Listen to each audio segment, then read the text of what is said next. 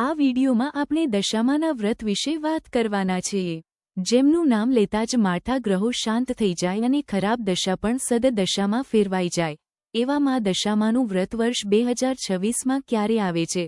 મા પાર્વતીએ શા માટે ઊંટ, સાંડણી પર સવાર થઈ પૃથ્વી પર આવવું પડ્યું હતું?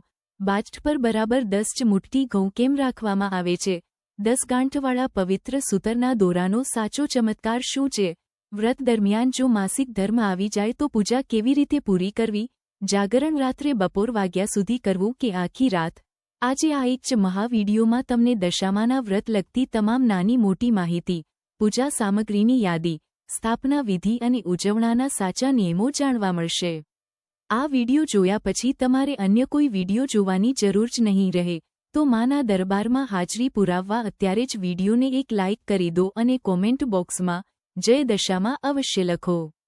સાથે જ જણાવો કે આ વર્ષે તમારું આ વ્રત કેટલામું વર્ષ છે. અનેક ભક્તો પૂછતા હોય છે કે મા દશામાં કયા દેવીનું સ્વરૂપ છે.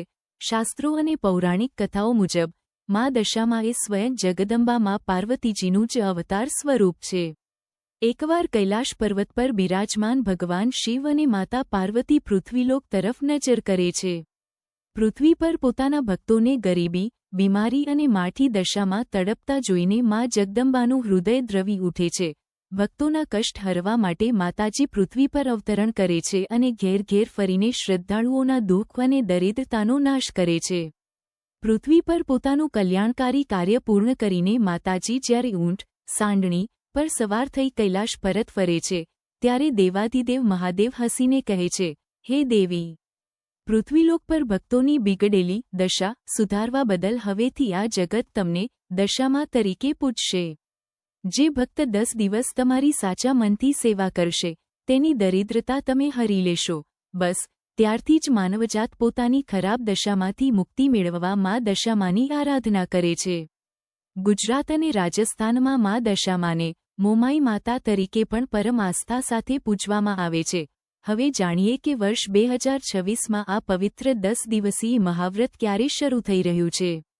આ વ્રત સામાન્ય રીતે ગુજરાતી પંચાંગ મુજબ અષાઢ મહિનાની અમાસ એટલે કે દિવાસાના પવિત્ર દિવસથી શરૂ થાય છે.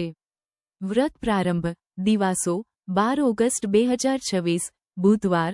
પૂજા સ્થાપના મુહૂર્ત 12 ઓગસ્ટ સવારે સૂર્યોદયથી. મહાજાગરણની રાત 21 ઓગસ્ટ 2026 શુક્રવાર. વ્રત પૂર્ણાહુતિ અને વિસર્જન 22 ઓગસ્ટ 2026 શનિવાર.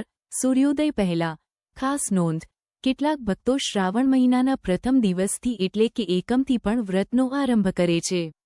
જો તમે વર્ષોથી શ્રાવણ એકમથી વ્રત કરતા આવ્યા હો તો તમારી પરંપરા મુજબ કરી શકો છો, પરંતુ શાસ્ત્રોક્ત દ્રષ્ટિએ અમાસ, દિવાસો નો દિવસ જ સર્વશ્રેષ્ઠ માનવામાં આવે છે. વ્રતના પ્રથમ દિવસે સ્થાપના કરતા પહેલા આ તમામ પૂજા સામગ્રી એકત્રિત કરી લેવી. મુખ્ય મૂર્તિ મા દશામાની સાંડણી, ઊંટ વાળી નાની કે મોટી સુંદર મૂર્તિ અથવા તસવીર. આસન સામગ્રી લાકડાનો બાજટ, નવું લાલ વસ્ત્ર અને ગણીને બરાબર 10 મુઠ્ઠી ઘઉં. કળશ સામગ્રી તાંબા કે પિત્તળનો કળશ, શુદ્ધ જળ, 1 સિક્કો, 1 સોપારી, 5 આસોપાલવ કે પાનના પાન અને છોતરાવાળું શ્રીફળ. દ્યોતક સામગ્રી કાચા સૂતરનો 10 તારનો દોરો, કંકુ, અબીલ, ગુલાલ, ચોખા, અક્ષત, સુંદર ચૂંદડી, હાર અને નાગલા ચૂંદડી. નૈવેદ્ય અને આરતી ધૂપ, દીપ, ટંકોરી, નિત્ય નવો પ્રસાદ અને ફળફૂલ. ચાલો હવે જાણીએ કે ઘરમાં માની સ્થાપના કઈ રીતે કરવી.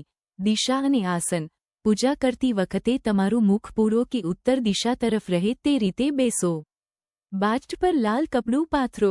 તેના પર 10 મુઠ્ઠી ઘઉંની ઢગલી કરો. 9 કે 11 નહીં, બરાબર 10 જ મુઠ્ઠી.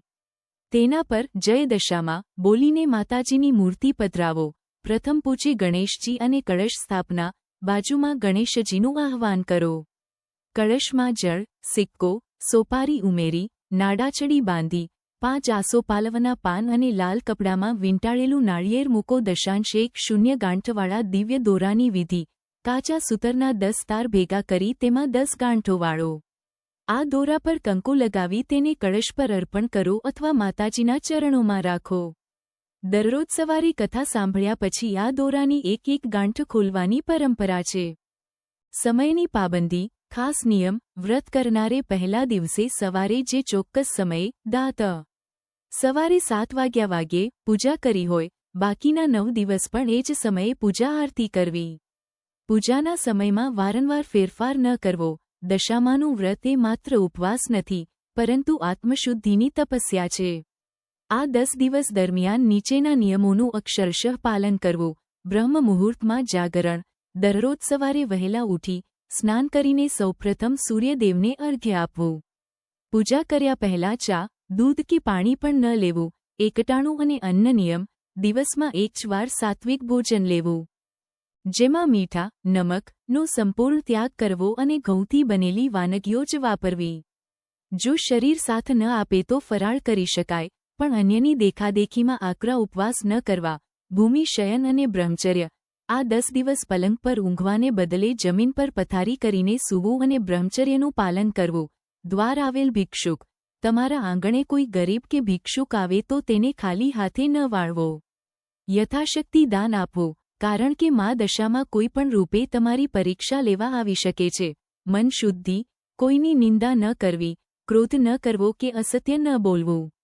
મોંમાંથી શબ્દો ન નીકળે તો મનમાં ને મનમાં જય દશામાં નો જાપ ચાલુ રાખવો.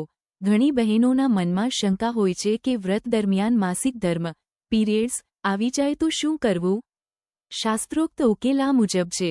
જો પ્રથમ દિવસે જ માસિક ધર્મ હોય તો તમે પોતે મૂર્તિ કે પૂજા સામગ્રીને સ્પર્શ ન કરો. ઘરના અન્ય સભ્ય, પતિ, સાસુ કે પુત્રી પાસે સ્થાપના કરાવી લો. તમે દૂર બેસીને મનમાં વ્રતનો સંકલ્પ લઈ શકો છો. જો વચ્ચેના દિવસોમાં આવે તો તમારું ઉપવાસ કે એકટાણું ચાલુ રાખો, પરંતુ મૂર્તિ અને દીવાને સ્પર્શ ન કરો.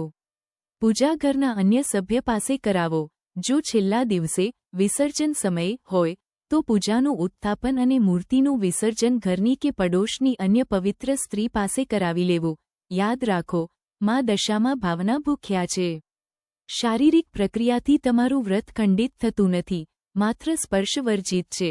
જાગરણનો સાચો નિયમ: 21 ઓગસ્ટ 2026ની રાત્રે દશામાનું મહાજાગરણ કરવામાં આવે છે. ઘણા લોકો રાત્રે બપોર વાગ્યા સુધી જાગીને સૂઈ જાય છે, પરંતુ શાસ્ત્રો મુજબ જાગરણ એટલે આખી રાત જાગવું. રાત્રિભર માના ભજનો, ગરબા અને કથા વાર્તાનું શ્રવણ કરવું જોઈએ. મૂર્તિ વિસર્જનનું પાવન મુહૂર્ત: 22 ઓગસ્ટના સૂર્યોદય પહેલાં માતાજીને ચૂરમાનો ભોગ ધરાવી આરતી કરી પૂજાનું ઉત્થાપન કરી લેવું.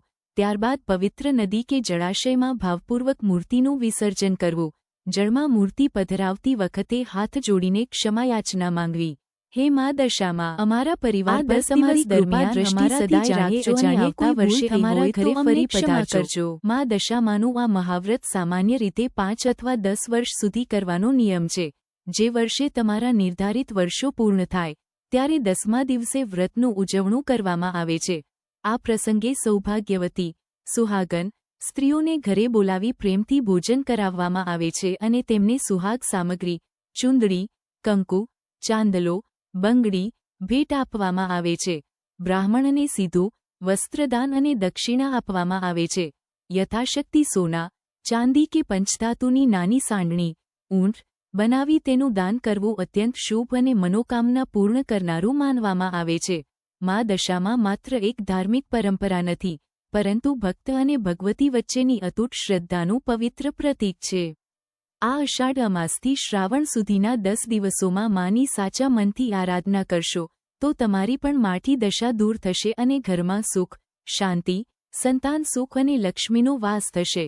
જો તમને મા દશામાંની આ સંપૂર્ણ અને સાચી માહિતી ગમી હોય તો વિડીયોને તમારા મિત્રો અને સગા સંબંધીઓ સાથે ફેસબુક અને વોટ્સએપ પર શેર કરવાનું ભૂલતા નહીં. અમારી ચેનલ પર નવા હોય તો અત્યારે જ સબસ્ક્રાઇબ કરી લો જેથી તમને દરરોજ મા દશામાંની વ્રત કથા સાંભળવા મળી શકે. બોલો મા દશામાંની જય. હર હર મહાદેવ.